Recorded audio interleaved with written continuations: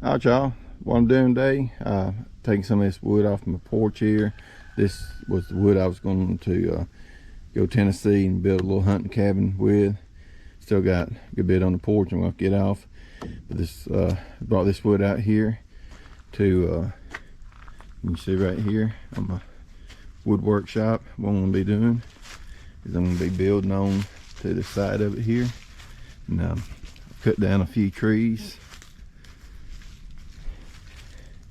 Had a cedar and just a small little pecan tree right in there that had been there growing, that I cut down years ago, and it kind of forked off in like 3 different ones, and so I had to cut that, get that out of my way.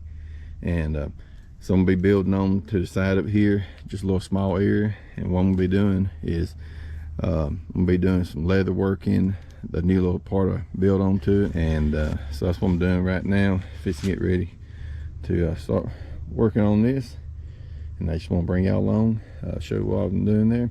And eventually I want to do a standalone blacksmith shop, probably out here, either here or right there. So that's going to be coming down the road, I'm sure, because this here probably get me started, but we'll just see how that goes.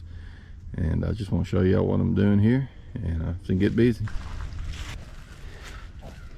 Yeah, I want to show you, if you put some boards down, say like on your floor, and they're bowed and whatever, and what I've used here, I got this pipe clamp, but once you get it across there, it's a little bit too wide, of course.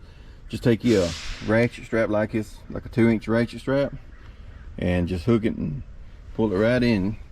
This here had probably like a, I don't know, probably like a 3/4 inch to inch gap, and I just took that ratchet strap and put it right in. Y'all, just want to show you that and give you a little idea there what you can do there.